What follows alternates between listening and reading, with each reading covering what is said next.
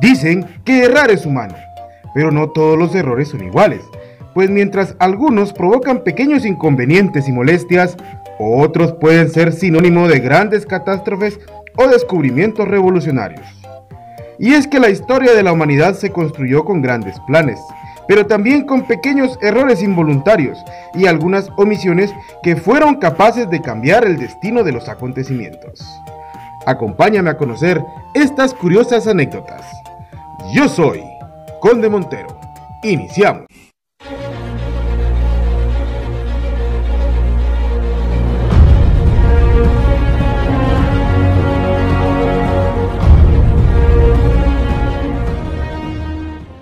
El Titanic, el gigantesco transatlántico construido en los astilleros de Belfast, en Irlanda del Norte, se hundió la noche del 14 de abril de 1912, después de chocar contra un iceberg en mitad del Océano Atlántico, durante su viaje inaugural desde Southampton a Nueva York.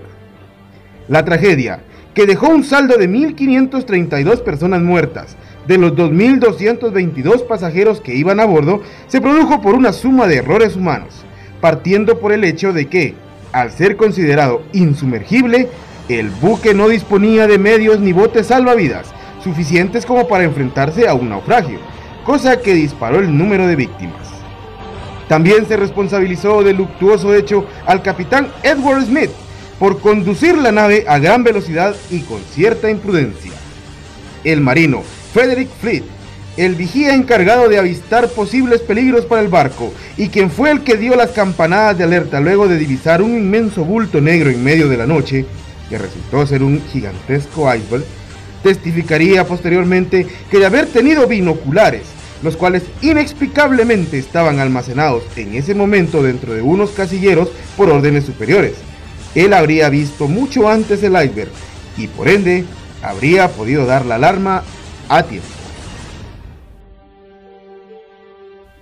En 1492, el almirante genovés Cristóbal Colón consiguió que los reyes católicos, los monarcas de España de la época, le financiaran un largo viaje que él creía le llevaría a conquistar las Indias, unos ignotos y ricos territorios que se encontraban, según sus cálculos, a 750 leguas de distancia de las Islas Canarias. Pero el navegante hizo mal sus cálculos y cometió varios errores que dieron vuelco total a su histórico periplo. Pretendiendo llegar a Asia a 135 grados de circunferencia, se tropezó con América a 229 grados. Colón también creía que Asia estaba mucho más cerca, y de no ser porque se encontró en la mitad de su viaje con un inmenso continente desconocido por los europeos, habría muerto presumiblemente a manos de sus marineros, que ya amenazaban con amotinarse creyendo que el almirante italiano los llevaba a una muerte segura.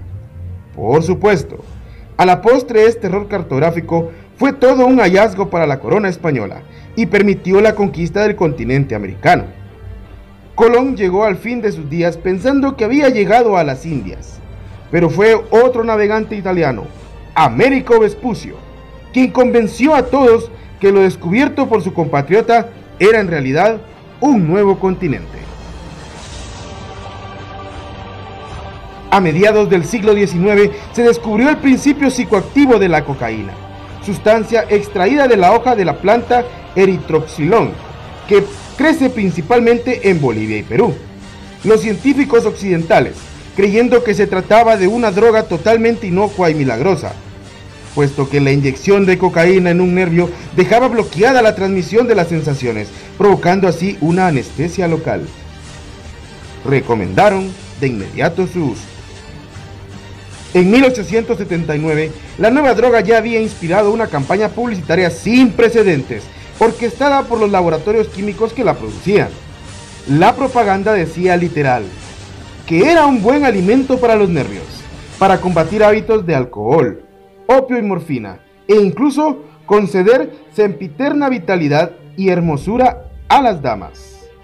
El famoso psiquiatra austriaco Sigmund Freud también contribuyó en varios escritos a aumentar la popularidad de una droga, cuyo consumo se acrecentó a partir de 1890, cuando descubrieron que podía ser inhalada en polvo. Debieron pasar décadas antes de que se hablara de su enorme poder adictivo, su efecto sobre la vía mesolímbica del cerebro e incidencia en accidentes cerebrovasculares, infartos de miocardio, problemas pulmonares en los fumadores, infecciones sanguíneas y paros cardiorrespiratorios súbitos. Hacia 1930, la que en su momento había sido la gran panacea se volvió veneno y los estados iniciaron una política prohibicionista que se extiende hasta nuestros días. La penicilina, el antibiótico más conocido del mundo que desde su descubrimiento ha salvado la vida a millones de personas, quizás no hubiese existido si el médico británico Alexander Fleming no hubiera olvidado limpiar su laboratorio antes de salir de vacaciones. En la mañana del 28 de septiembre de 1928, Fleming se encontraba estudiando cultivos de bacterias de estafilococo en el sótano del laboratorio del Hospital St. Mary en Londres, aunque luego debió ausentarse casi por un mes de la capital inglesa, olvidando una placa de Petri, que es un instrumento de laboratorio en la que se contenían bacterias cerca de una ventana abierta. Al regresar de sus vacaciones, Fleming se encontró con la placa de Petri olvidada. Al mirarla, se percató que las muestras se habían contaminado con una especie de moho que había entrado con el viento.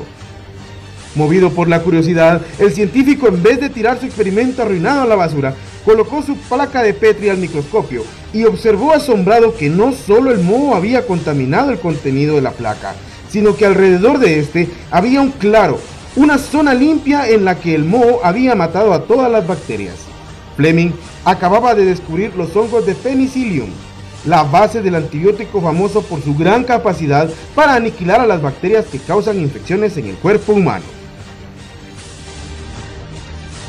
En junio de 1941, Adolf Hitler era amo y señor de la mitad de Europa. Sus victoriosos ejércitos ya habían conquistado Polonia, Checoslovaquia, Noruega, Dinamarca, Bélgica y Francia, y todo hacía suponer que el próximo objetivo de la Wehrmacht era la conquista de la Gran Bretaña, en la llamada Operación León Marino. Sin embargo, por una serie de circunstancias, esa invasión se fue posponiendo hasta que el Führer decidió iniciar el 22 de junio la Operación Barbarroja, la anhelada invasión a la Unión Soviética, el verdadero enemigo ideológico del nazismo. Así, 3 millones de soldados alemanes entraron en territorio soviético y conquistaron fácilmente las actuales regiones de Ucrania y Bielorrusia. La Operación Barbarroja significó en su principio un duro golpe para las desprevenidas fuerzas soviéticas, que sufrieron fuertes bajas y perdieron grandes extensiones de territorio en poco tiempo. No obstante, Adolf Hitler había cometido un craso error inicial. Subestimó la potencia del Ejército Rojo y la crudeza del invierno ruso. En efecto, cada vez que los alemanes aniquilaban a un ejército ruso, los soviéticos lo reemplazaban de inmediato por otro, aprovechando su enorme población y el enorme territorio que cobijaba a este.